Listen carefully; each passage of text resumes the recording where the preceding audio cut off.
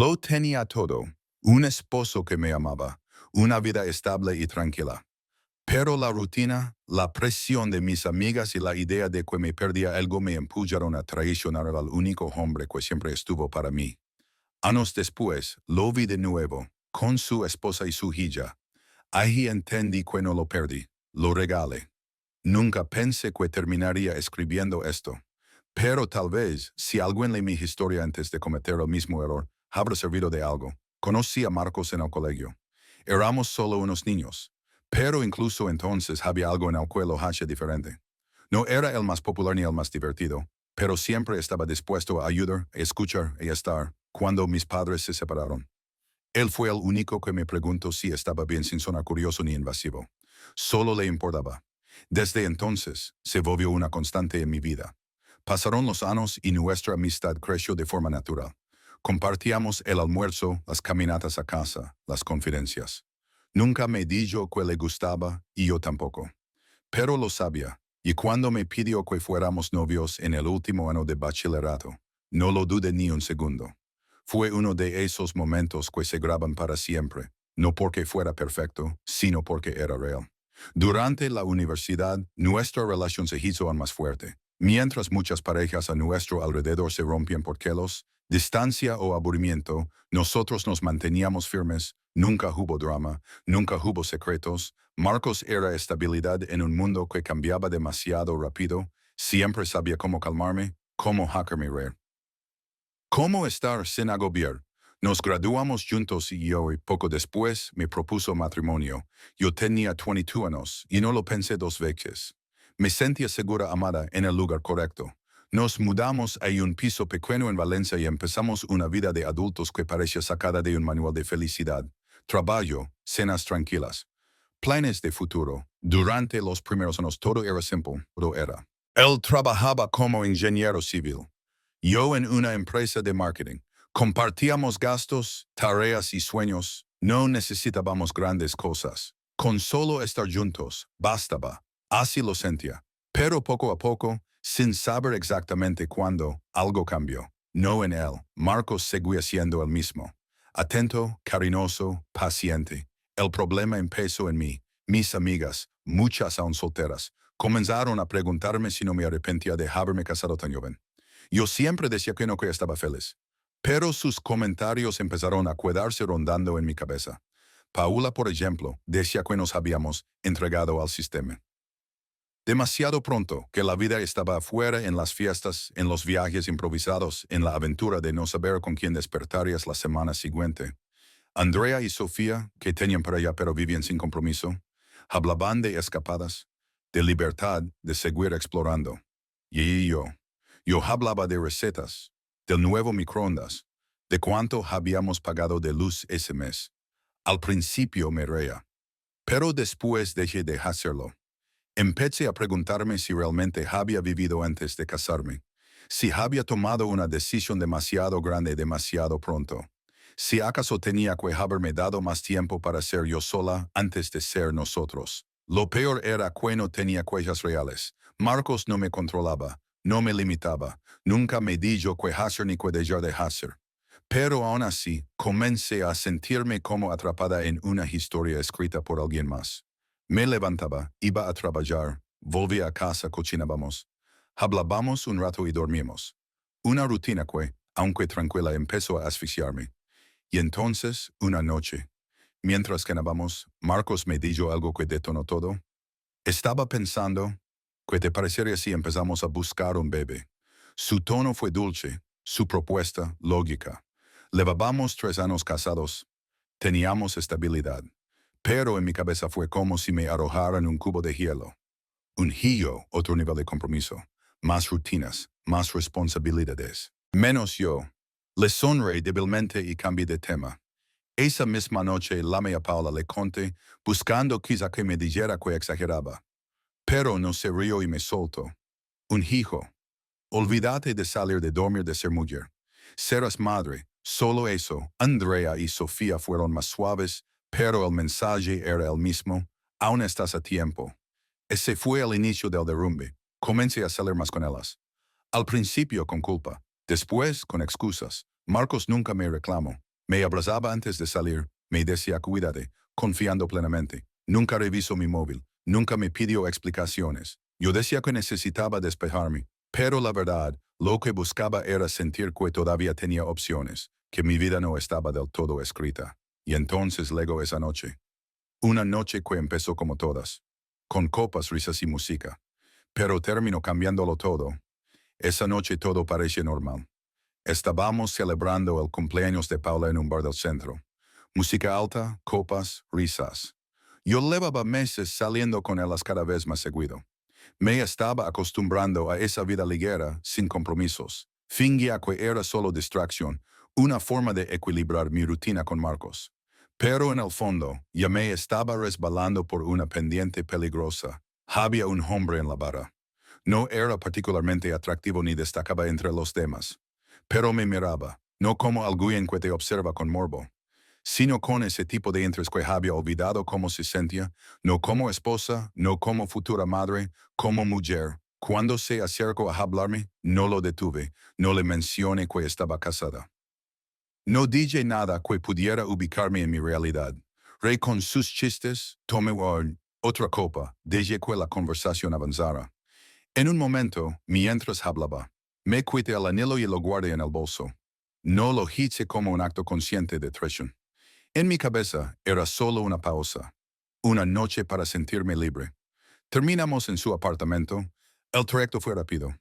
Apenas lo recuerdo. Solo sé que todo se sintió como una especie de escape programado. Como si durante meses hubiera estado empujándome hacia ese abismo y ahora por fin me dejaba caer. A la mañana siguiente, el golpe fue seco. Desperté con la cabeza partida por la resaca y la realidad golpeándome desde todos los ángulos.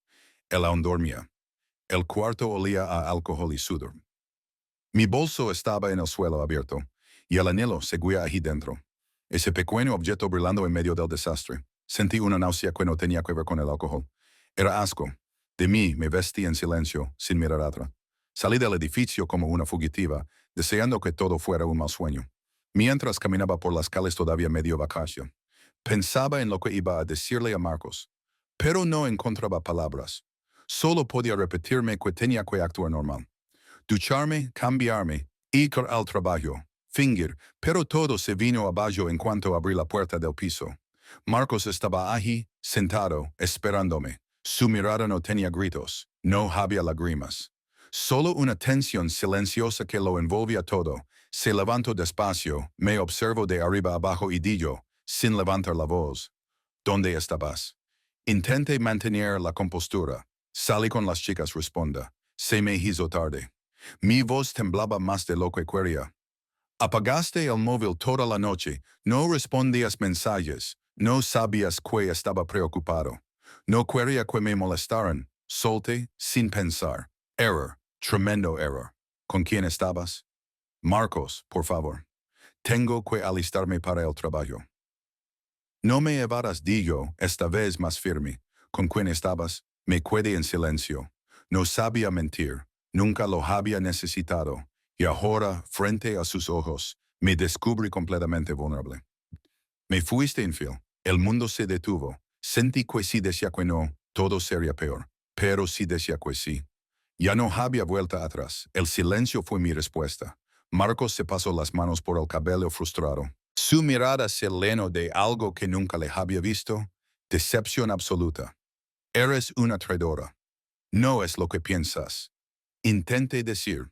Solo fue una vez. No significó nada.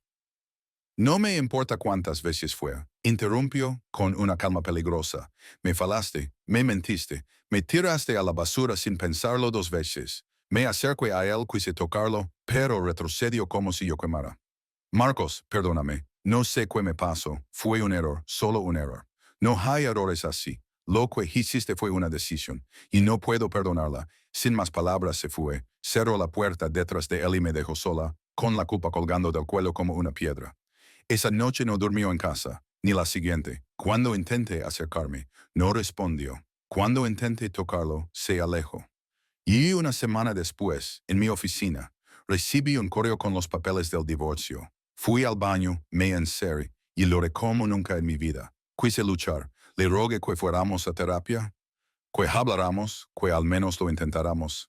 Le dije que lo amaba, que no podía perderlo. Su respuesta fue un susurro tan doloroso como un grito. Si me hubieras amado, no me habrías hecho esto. Firmamos el divorcio en silencio. Todo fue rápido, sin discusiones. Vendimos la casa, repartimos lo justo. Cada uno se quedó con su coche, y cuando firmamos el último documento, supe que no solo perdí a mi esposo. Perdí al único hombre que de verdad creyó en mí. Al único que estuvo cuando nadie más lo hizo. Mis amigas intentaron consolarme. Me decían que era una nueva etapa, que podía rehacer mi vida, que no era el fin del mundo. Y por un tiempo me lo creí, pero algo dentro de mí ya no era igual. Después del divorcio, sentí que el mundo se detenía. Todo lo que había sido mi vida durante casi una década desapareció de golpe. El piso quedó vacío, los días eran largos y las noches eternas.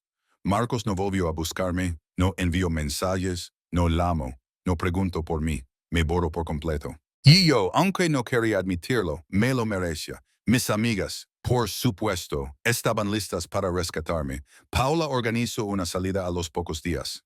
Necesitas distraerte, decía. Andrea me presentó a un amigo suyo. Sofía insistía en que ahora tenía la libertad que tanto había buscado. Yo asentía, sonreía, me maquilaba y salía. Y durante unas semanas funcionó. Volví a vivir lo que ellas llamaban la etapa perdida. Fiestas, copas, coqueteos. Me dejé llevar por todo lo que antes me parecía lleno. Sin compromisos, sin promesas. Como si eso pudiera llenar el hueco que Marcos había dejado. Tuve varias relaciones superficiales. Al principio me sentía poderosa. Creía que por fin estaba recuperando el tiempo. Probé experiencias nuevas. Exploré cosas que antes ni siquiera habría considerado. Me decía que estaba bien, que estaba viva. Pero cuando las luces se apagaban y volvía sola a casa, el silencio me devoraba. Intentaba justificarlo. Mi casa joven, me equivoqué, pero aprendí. Mis amigas reforzaban esa idea. Paula se burlaba de las que seguían casadas. Andrea decía que ningún hombre valía la pena realmente. Sofía se fue alejando poco a poco. Se casó y quedó embarazada. Empezó a rechazar invitaciones. Se iba temprano de las reuniones. Hablaba cada vez menos. Decíamos que estaba domesticada, que su marido y el bebé la habían convertido en otra mujer. Pero ella no parecía molesta. Se la notaba en paz, algo que yo, por más que intentara, no podía imitar. Un día Andrea fue infiel a su esposo. Cuando él lo descubrió, la dejó sin mirar atrás. Nos reímos del tema, diciendo que los hombres ya no aguantaban nada, que eran frágiles, inseguros. Pero en el fondo, sentí un pinchazo. Lo que antes me parecía normal empezaba a dolerme de otra manera. Los años pasaban y yo seguía estancada en la misma rutina disfrazada de libertad. Trabajaba, salía, dormía con alguien distinto cada tanto y volvía al inicio. Pero el entusiasmo se iba apagando. Los hombres ya no se acercaban con la misma intensidad. Mis amigas empezaban a intentar ligar con chicos más jóvenes. Que las miraban con lástima o con desinterés. Yo, mientras tanto, empecé a notar que algo estaba falando. Había noches en que me quedaba despierta sin saber por qué lloraba. No era tristeza ni enojo. Era vacío. Un hueco que ningún plan, ninguna aventura podía llenar. Y entonces legó la invitación. Reunión de exalumnos, 15 años después de graduarnos. Al principio la ignoré. No tenía nada que contar, nada que mostrar. Pero algo en mí, nostalgia, curiosidad, no lo sé, me empujó a aceptar. El salón estaba lleno de caras conocidas, conversaciones sobre hijos, matrimonios, hipotecas, vacaciones en familia. Yo me sentía fuera del lugar, como si hubiera llegado al sitio equivocado. Todos hablaban de vidas que yo había evitado. Y se los veía tranquilos, completos. Y entonces apareció el Marcos. Entró tomado de la mano de una mujer. Del otro lado, una niña de unos 5 años corría entre las mesas, saludando a todos con entusiasmo. El aire se volvió pesado. Sentí que me faltaba el oxígeno. Marcos se veía distinto, más maduro, más firme, pero con la misma calidez que siempre lo había caracterizado. Saludaba a todos con naturalidad. Su esposa le decía algo al oído y él sonreía. Inclinándose para besarla con suavidad, la niña se acercó a mí sin saber quién era. «Tú también estudiaste con mi papá». Asentí. «Fuimos muy buenos amigos. ¡Qué guay!», dijo ella. «Me van a llevar a Disney por mis notas. ¿Sabes dónde es? No supe qué decir. La voz se me rompía por dentro. Esa niña pudo haber sido mía. Esa vida fue mi oportunidad. Cuando se alejó vi que Marcos se acercaba. Me preparé para lo peor. Pero su reacción fue neutra. Cordial. Como si yo fuera una más. Me saludó con una leve inclinación de cabeza y dijo: espero que estés bien. No hubo reproches, no hubo emoción. Solo distancia, la misma que uno pone con alguien que ya no significa nada. Después de unos minutos se despidieron. Iban al cine y dijo: vi cómo se marchaban, su hija corriendo delante, él y su esposa tomados de la mano. Y en ese instante lo supe. No lo perdí, lo regalé, después de aquella reunión. Algo cambió en mí, ya no podía seguir fingiendo que todo estaba bien. La imagen de Marcos con su esposa y su hija me perseguía en cada momento de silencio. Durante años había logrado convencerme de que había tomado una decisión valiente, que la libertad valía más que cualquier relación. Pero al verlo feliz, completo, en paz, entendí lo que había perdido. Intenté seguir con mi rutina, salidas los fines de semana, citas vacías, risas falsas. Pero cada vez que un hombre se me acercaba en un bar, lo comparaba con él. Ninguno era tan atento, tan presente, tan real. Ni siquiera buscaba a Marcos en ellos. Lo que buscaba era una segunda oportunidad, una versión alternativa de mi vida que ya no existía. Mis amigas seguían saliendo, algunas incluso más que antes. Pero el ambiente ya no era el mismo. Paula, que siempre había sido la más entusiasta, comenzó a cuellarse de que los hombres ya no sabían coquetear. Andrea intentaba conquistar a chicos más jóvenes, que apenas le prestaban atención. Cuando se frustraban, decían que los hombres habían cambiado. Yo no decía nada porque sabía que el mundo no había cambiado. Nosotros habíamos envejecido y nos habíamos quedado solas. Yo misma comencé a sentir esa desconexión. Ya no disfrutaba de las fiestas ni de los juegos de seducción. Me sentía fuera de lugar en los bares, como una figura decorativa entre conversaciones vacías. En mi trabajo, todo seguía igual. Era competente, respetada, profesional. Pero al llegar a casa, el silencio era cada vez más difícil de soportar. Las noches se hacían eternas. La cama parecía más grande que nunca. Empecé a pensar en cosas que antes ni consideraba. ¿Y si hubiera esperado un poco más para salir aquella noche? Si le hubiera dicho la verdad a Marcos cuando todavía había tiempo? Si no me hubiera dejado influenciar por la idea absurda de que el matrimonio era una cárcel. Lo peor no era el remordimiento. Era la conciencia de que no había forma de reparar el daño. Que no se trataba de recuperar a Marcos. Se trataba de aceptar que desperdicia algo que muchas personas pasan la vida buscando sin encontrar. Un día decidí enviarle un mensaje a Sofía, la única de mis amigas que había tomado un rumbo diferente. Le pregunté cómo estaba, cómo iba su vida con su esposo y yo. Me respondió con un audio corto. Es duro a veces, pero no cambiaría nada. Sé que tome la decisión correcta. Me quedé escuchando esa frase una y otra vez. Mientras tanto, seguía viendo a uno de mis encuentros frecuentes. Un hombre con el que me veía de vez en cuando, sin compromisos. Una noche, después de hablar un rato, le pregunté sin pensarlo demasiado: ¿no crees que podríamos intentar algo más serio? El silencio que siguió fue incómodo. Su rostro lo dijo todo. No lo había pensado, respondió al fin.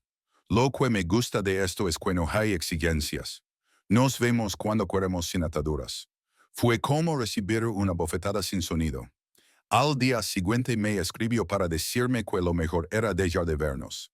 Que las cosas estaban empezando a complicarse. Lo leí sin sorprenderme. Sabía que esa respuesta llegaría tarde o temprano.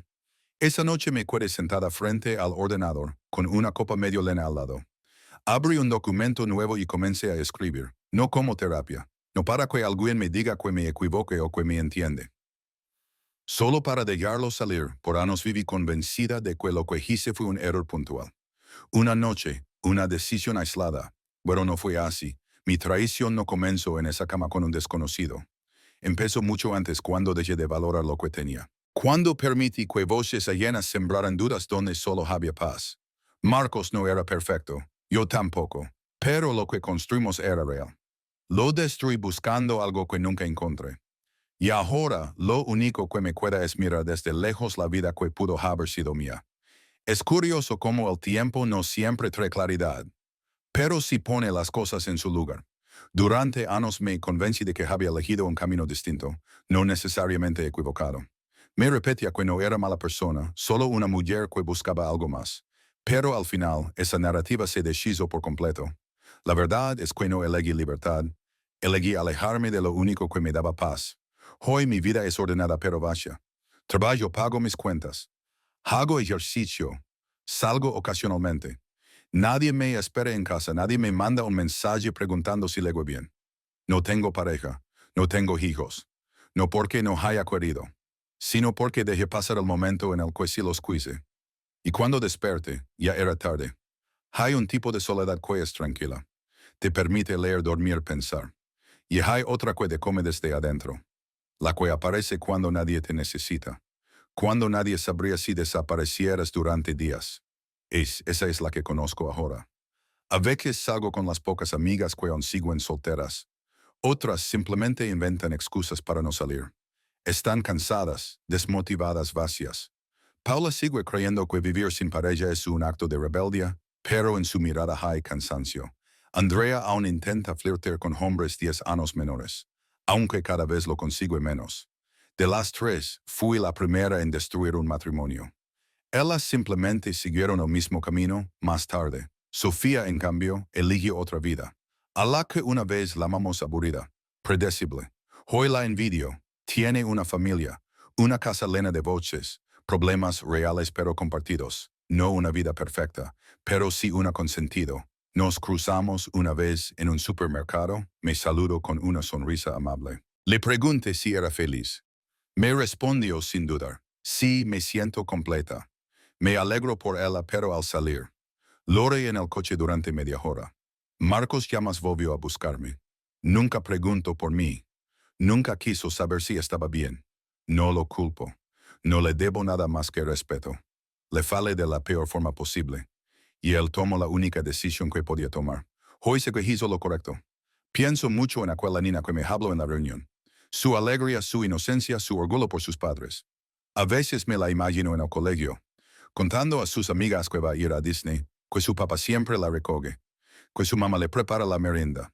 Imagino a Marcos ayudándola con los deberes, acompañándola a dormir, y duele porque eso lo pude haber tenido. Eso estaba en mis manos. Pero no lo valore. Me cuesta mirar fotos antiguas. Las he escondido en una calle que no abro desde hace años. Pero a veces, en noches especialmente solitarias, las saco. Veo nuestras caras jóvenes llenas de ilusión. Y me dan ganas de advertirme a mí misma. De gritarme, no lo arruines, esto sí vale la pena. Pero el tiempo no retrocede, no hay ruin. Solo pueda vivir con las decisiones tomadas. No escribo esto buscando consuelo ni perdón. No me interesa que me digan que todos cometemos errores. El mío fue uno que destruyó lo más valioso que tenía. Y aunque aprendí la lección, lo hice tarde. Aprender no siempre significa recuperar. Si alguien ha llegado hasta aquí leyendo mi historia, solo quiero decirle esto. No confundas rutina con prisión. No cambies estabilidad por emociones pasajeras. Y, sobre todo, no tomes decisiones permanentes empujadas por comentarios temporales de personas que no estarán allí cuando todo se derrumbe. Hoy vivo sola, con recuerdos que no puedo borrar y momentos que no volverán. Pero al menos tengo claro algo, la próxima vez que sienta que me falta algo. Primero miraré lo que tengo antes de romperlo todo para buscarlo fuera. Ojalá alguien lo entienda antes de que sea demasiado tarde.